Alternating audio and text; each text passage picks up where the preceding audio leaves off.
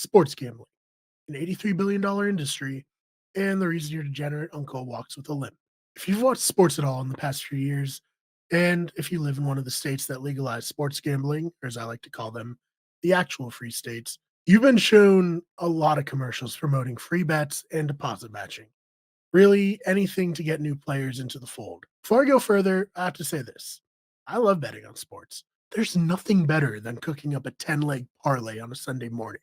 A parlay that, if it hits, will free you financially from the rat race that life has become. And there's nothing more demoralizing than watching that same parlay immediately fall apart on the first few legs as you sit there for the rest of the day, slowly coming to terms with the fact that you have to go back to work in the morning. In all seriousness, if you're able to control how much you spend, only bet what you're totally fine with losing, and don't chase your losses, sports betting is fun, the same way that playing slots is fun.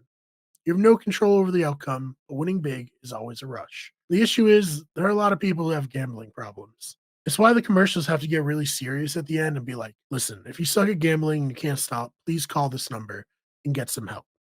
And whatever you do, please don't buy a gun. Maybe that can be like the one piece of gun legislation that everyone agrees on. No, we actually don't sell single bullets.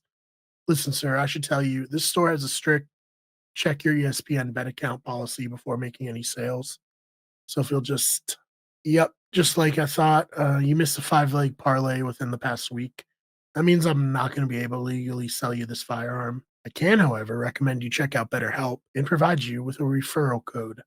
It's actually a huge part of our business now. In an interview with Pew Research, Keith White, the executive director of the National Council on Problem Gambling, said this, quote, "We believe that the risk for gambling addiction overall has grown 30% from 2018 to 2021, with the risk concentrated among young males 18 to 24 who are sports bettors." Close quote. It's really no surprise that they've seen such a steep rise in addiction for gambling during this time, as it lines up pretty well with the legalized sports gambling through apps. If you're addicted to, say, riding roller coasters, like you can't get enough of the adrenaline rush that comes with the high rates of speed and sudden drops, that sucks.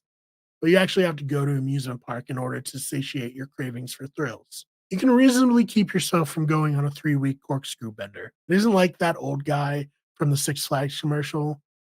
I think he may have been a mascot. I don't know. Is showing up to your house and offering you great deals on skipping the lines. But for people who have a sports gambling addiction, they can't even watch college basketball without being reminded that their vice is never further away than the pocket they keep their cell phone in. But maybe that doesn't speak to you. Maybe you're the kind of person who looks at addiction as less of a disease and more of a personal moral failing. That sucks. And is a shitty way to look at things. But no judgment. The view of a shitty person counts the same as the view of a saint when it comes to YouTube metrics. I do think you might be upset to learn that these companies are probably screwing you over, though. As someone who runs a sports channel, I've noticed that the best and perhaps really only way to hit it big is to embrace sports gambling. Shows like the Pat McAfee Show or the Dan Lebitard Show have in the past had partnerships with brands like DraftKings and FanDuel to help pay the bills. And I don't begrudge them for this. Making content is, of course, a passion.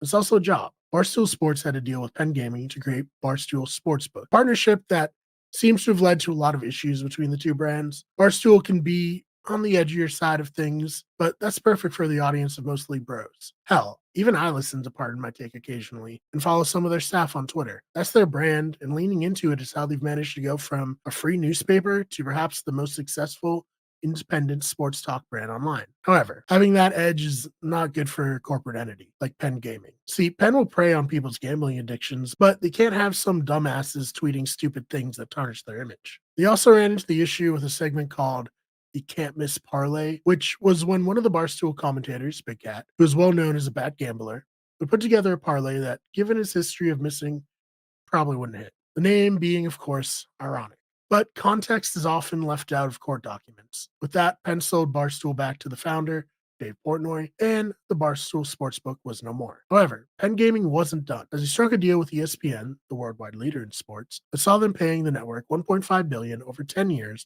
to integrate their brands and create ESPN Bet. It makes perfect sense on paper for these brands to partner up. ESPN has been losing market share and revenue to upstart sports talk brands in the digital age, and Penn Gaming needs a big brand to give their sportsbook more legitimacy. As someone who reads a lot of news from ESPN and their contributors, this gave me pause. How is the public supposed to trust what insiders are saying now? When you can bet not only on the outcome of games, but the stats of players or where they'll end up being drafted or traded, how can we trust Adam Schefter's reports aren't meant to nudge the betting line one way or another? They've said that they've worked to separate the news side of their business from the commentary side to not have any conflicts of interest. But remember, the only way for these gambling brands to make money is for gamblers to lose money. So it benefits them to mislead you. So instead of bolstering my interest in ESPN Bet, makes me hesitant to take their news reporting, which built the company in the first place, seriously. Maybe that's all anything is anymore. Maybe every company is past their providing a good service to their customer stage. Instead, they're in the let's try to wring every penny out of our customers while they're still here stage. I hope not. But I mean, it isn't looking great. We're all addicts in our own ways. I'm addicted to attention, which is why I'm making videos, and you're hopefully addicted to watching those videos or something cooler like alcohol or porn. Anyways, I have 200 to 1 odds that all of this ends horribly, not just for the companies, but for society at large. You just got to use our promo code TVHEAD while downloading the Wicked Good Sports betting app to get this deal. Thank you so much for watching. If you like it, please subscribe. We are finally making videos on this channel again. It feels great. Really, really happy with that. We also, of course, as I said, have Wicked Good Sports, which is our sports talk channel. No betting talk on there yet, but probably will in the future, honestly. Like I said, it's pretty much the best way to make money for those things. So check that out. And our podcasting channel is Better Radio. Thank you so much for watching, and we'll see you in the next one.